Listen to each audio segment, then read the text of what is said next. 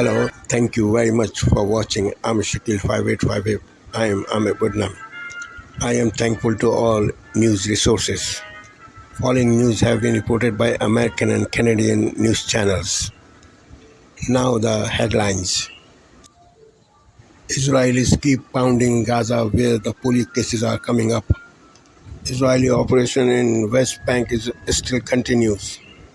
French Prime Minister seat is still in limbo. Kamala Harris gave a first interview. Trump commented she was boring. Russia attacked Kharkiv at 5 places, killing at least 6 people. Mosquito virus problem in America. Brazilian judge put ban on X, a social media company. A policeman killed in Texas.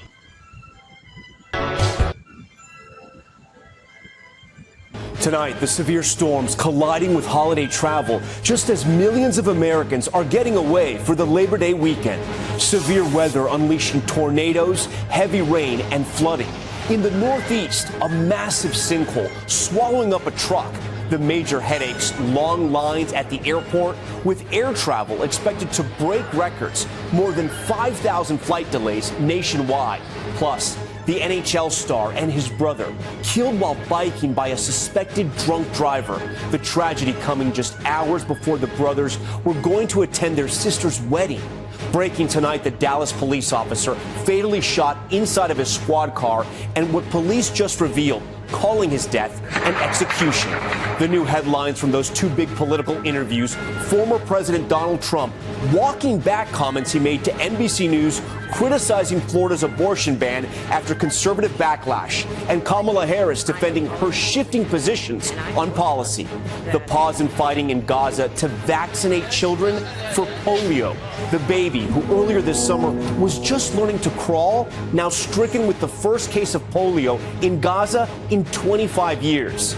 And the mother who lost nearly everything in a flood, and the other mom who reunited her with a prized possession she found floating in the shore.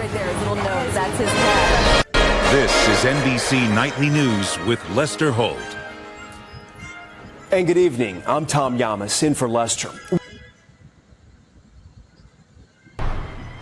The trial in the 2022 murder of a 24-year-old UCLA grad student, Brianna Kupfer, is now underway. Sean Laval Smith is accused of stabbing Brianna to death while she was working alone at a furniture store. Police say he stabbed her 26 times. Let's bring in Leo Terrell, Fox News contributor and civil rights attorney. Leo, the elements of this story and this case are just so gruesome, so horrible. The sounds in the courtroom drove the parents right out. They couldn't even tolerate it. Want to get your thoughts on what the public should think about this happening. What should have happened, it should have never happened. This young girl should be alive today. What is the problem, Sandra? It is progressive criminal justice. This murderer, he's going to get convicted, has been on the loose for 15 years. Arrested, released, arrested, released, arrested, released. North Carolina, South Carolina, California. Assaulting an officer, misdemeanor crime, shooting a weapon into a vehicle where there was a young little boy. And now you have this situation. He was released by the district attorney office in LA regarding a misdemeanor possession of stolen property. Why is he on the streets? Because of progressive policy. George Gascon, George Soros, and guess who? The founder of progressive leadership in California, Kamala Harris. That is why this young lady is not alive today. You know what he's wearing right now? That monster is wearing a spit mask right now. That's not a COVID mask. That's a spit mask because of his outrageous conduct. And the defense attorney, Sandra, did not do an opening statement. Why? Let me be as clear as possible. 35 years of practicing law. That guy is going to be found guilty. Not even a question. He left a recording of his horrific crime at the scene. DNA, forensic evidence, it is a slam dunk case, but this goes much bigger. It is an indictment against progressive district attorney. And one last statement. The progressives want us to coexist, to live with criminals in our neighborhoods, in our schools, in our retail stores, in our hospitals. They want us to coexist.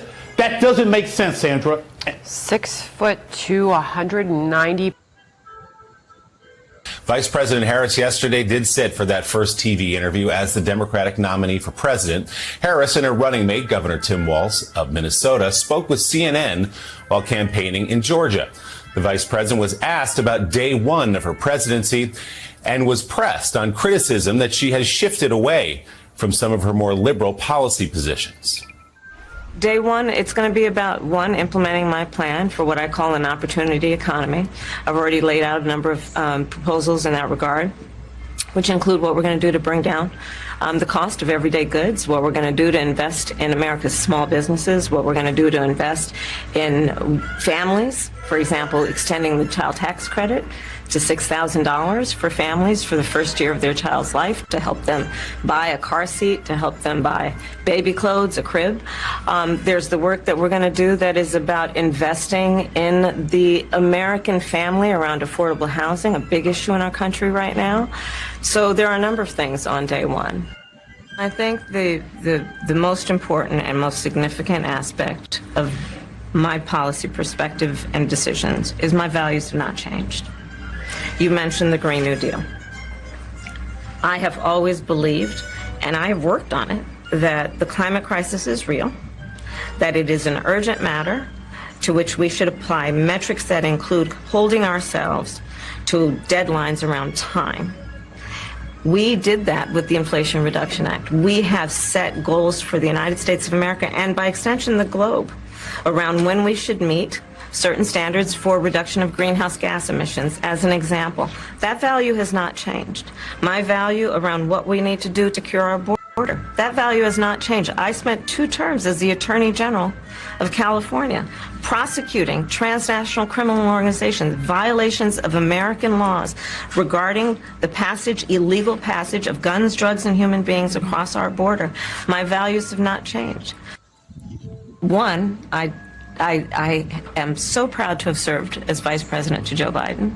And 2, I am so proud to be running with Tim Walz for President of the United States and to bring America what I believe the American people deserve, which is a new way forward, and turn the page on the last decade of what I believe has been contrary to where the spirit of our country really lies. But the last decade, of course, the last 3.5 years has been part of your administration. I'm talking about an era that started about a decade ago, where there is some suggestion, warped I believe it to be, that the measure of the strength of a leader is based on who you beat down, instead of where I believe most Americans are, which is to believe that the true measure of the strength of a leader is based on who you lift up.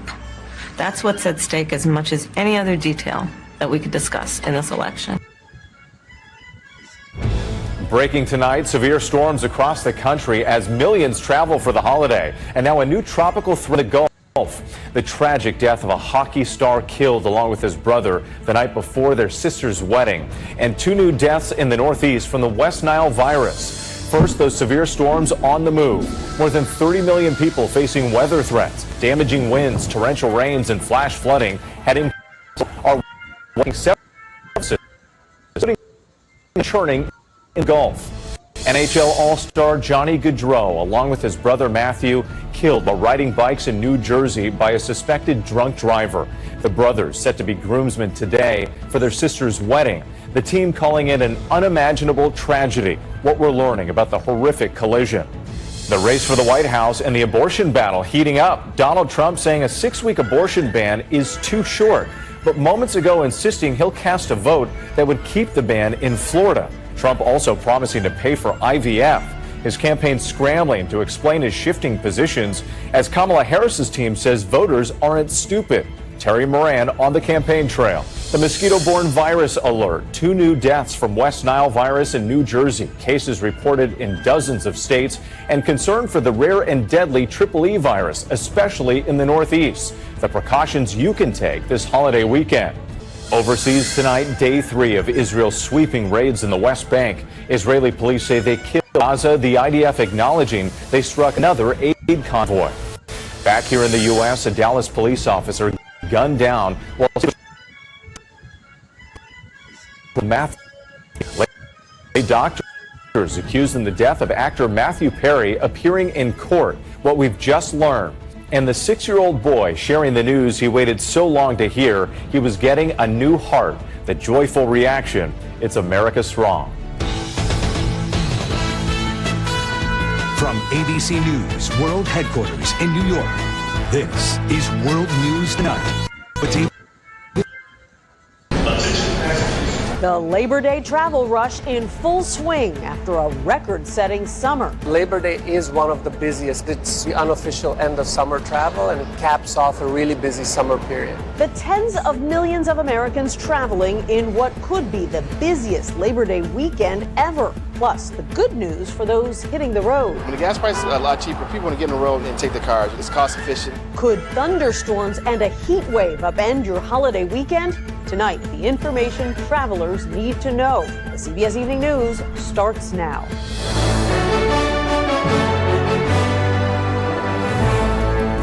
Good evening. I'm Nancy Cordes in for Nora O'Donnell. Tens of millions of Americans are hitting.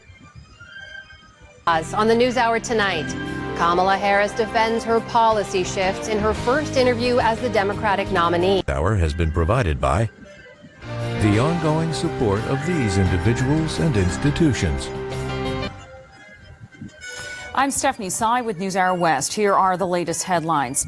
We start tonight with the race for the White House. Vice President Kamala Harris, in her first sit-down interview since capturing the Democratic nomination for president, fended off challenges to her policy positions. During the 27-minute interview alongside her running mate Tim Walz, Harris tread a thin line between being a change candidate and carrying the legacy she's forged with President Biden. She announced she would bring a Republican into her cabinet, something that's not been done since the Obama administration. I have spent my career inviting diversity of opinion. I think it's important to have people at the table when some of the most important decisions are being made. Different views, different experiences. And I think it would be to the benefit of the American public to have a member of my cabinet who was a Republican. Also in that interview, Harris was pressed on why her economic proposals had not already been implemented. You have been vice president for 3.5 years. Yeah. The steps that you're talking about now, why haven't you done them already? Well, first of all, we had to recover as an economy, and we have done that. I'm very proud of the work that we have done that has brought inflation down to less than 3%. I'll say that that's good work. There's more to do, but that's good work. Harris's rival, former President Donald Trump, campaigned in Johnstown, Pennsylvania today. Earlier on social media, he described the Harris interview as boring, and today he said the interview was hardly a test. Kamala, who's a total lightweight. Did you see her on television last night? This is going to be the president. This is going to be the president of our country? I don't think so. Sitting propped up in a desk. And it's the first interview she's done in nobody's ever seen. Overseas, a Russian attack on Ukraine's second largest city killed at least 5 people and injured dozens more. Authorities in Kharkiv say the bombs hit 5 locations across the city, including a playground where at least 1 child died. Others were killed in a nearby apartment building that caught fire as a result of the attack. Meantime, in Washington, Defense Secretary Lloyd Austin met with his Ukrainian counterpart today and condemned Moscow's recent wave of strikes on civilian infrastructure. Let me be clear. It is never acceptable to target civilians. And Ukraine's resilience will help it prevail over Putin's aggression and atrocities. Separately, Ukraine's president has fired the country's Air Force commander after an F-16 fighter jet crashed earlier this week. U.S. experts have joined the investigation into what brought the jet down on Monday. The Israeli military says it killed a top commander and 2 of his associates during a 3rd day of operations in the occupied West Bank. Video today caught smoke rising over the city of Jenin as Israeli police vehicles patrolled on the ground. Israel says the raids have killed at least 19 people since Tuesday, most of them militants. Residents of Tel Karm returned today, finding their homes reduced to rubble. كل منطقتنا هين كانت فين اللي انت بتصور هين. Here where you are filming was the house of an old woman. Since the first moment of the raid, they destroyed the house, and then they entered the house behind us. There were walls and a road here. They destroyed them too. In Gaza, an aid group says an Israeli airstrike killed several people when it struck a convoy that was carrying medical supplies. They say the dead were employees of a local transportation company, and the strike came without warning. Israel claims gunmen had seized the convoy and were the target of the attack. Investigations are ongoing. A judge in Brazil has ordered X, formerly Twitter, to be shut down across the country for undermining democracy. Today's order came after the social media giant refused to name a legal representative as required under Brazilian law. The judge and X's owner, Elon Musk, have clashed over free speech and misinformation on the platform. About 1/5 of Brazil's population uses X at least once a month. Maryland's Supreme Court has ordered a redo of the hearing that freed Adnan Syed over concerns about the rights of the victim's family. It's the latest twist in a legal drama that was the focus of the Serial podcast, which propelled the case to national attention. Syed was convicted more than 2 decades ago for killing his high school ex-girlfriend. He was freed in 2022, only to have his conviction reinstated a year later.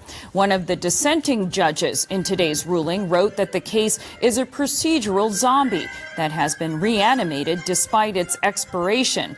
Syed will remain free as the legal machinations continue. And we have results from the second full day of competition at the Paralympic Games in Paris. In the shot put, Tunisia's Rawa Talili won her 5th gold in 5 appearances. France's Alexandra Luta secured a 2nd gold medal for the host nation, winning the men's cycling 3,000 meters by 2 seconds. Team USA won its first gold medal of the tournament thanks to Gia Pergolini's performance in the 100-meter backstroke. And Brazil takes home the first gold in para-athletics, which includes running, jumping, and racing events. Julio Cesar Agrippino won the men's 5,000-meter event for runners with near total visual impairment. And we have a passing of note from the world of sports. NHL player Johnny Gaudreau and his brother were killed last night by a suspected drunken driver as they were riding bicycles in their home state of New Jersey.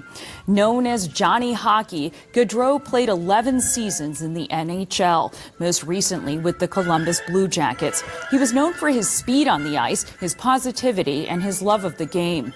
Gaudreau was in New Jersey to be a groomsman at his sister's wedding this weekend.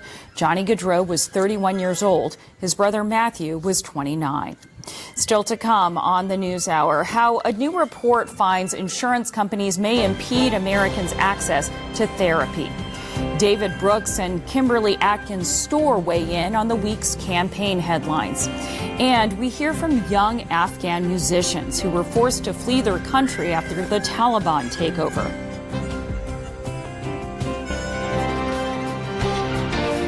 This is the PBS News. This is the PBS NewsHour from WETA Studios in Washington and in the West from the Walter Cronkite School of Journalism at Arizona State University. The World Health Organization is leading an effort to start vaccinating. On this Friday night, heartbreak in the hockey world. NHL star Johnny Gaudreau and his brother are killed in a crash while riding their bikes. They lit up the room when they came in. The tributes and the driver now facing charges. Russia ramps up its air attacks, while Ukraine's president says the strikes were preventable. Return to sender.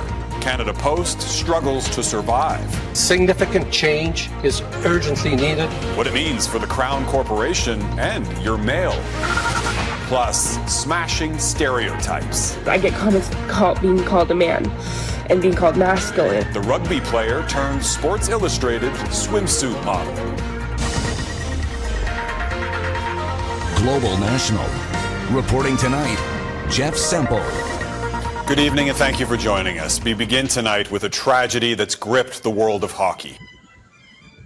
And with me now is tech analyst Carmi Levy. Good evening, Carmi. Hope you're doing well. Thanks for being here. Good to be with you. Now, I want to ask first, what could have caused this outage, do you think?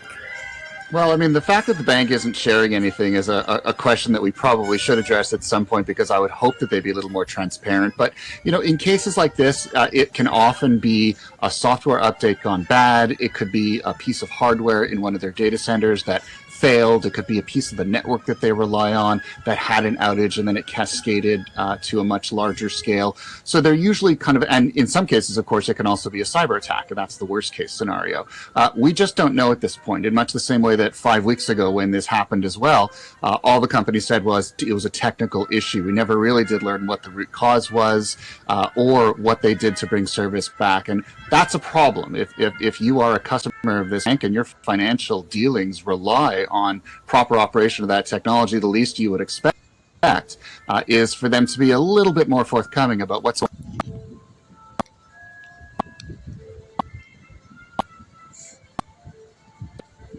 Bank. What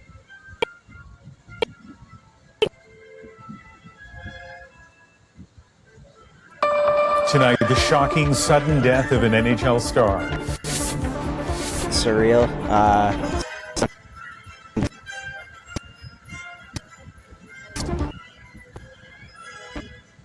It's such. For Johnny. A new school year. Like there's open tension in the air. The new protest rules on campus.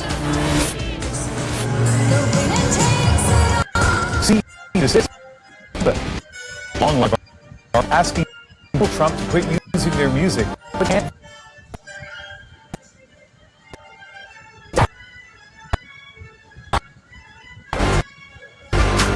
From CBC News, this is The National with Ian Hennemanson. Inside the hockey community and far beyond, the tragic and sudden deaths of NHL star Johnny Gaudreau and his brother Matthew has sparked an outpouring. Welcome to Democracy Now!, democracynow.org, the War and Peace.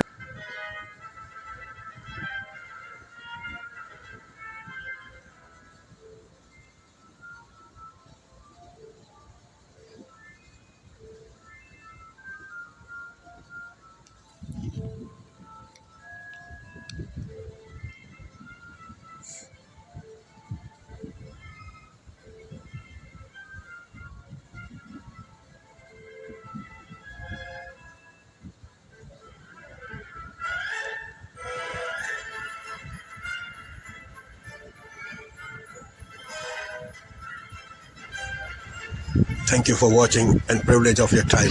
This is Amir Shakil 5858. I am Amir Woodman. Have a good life.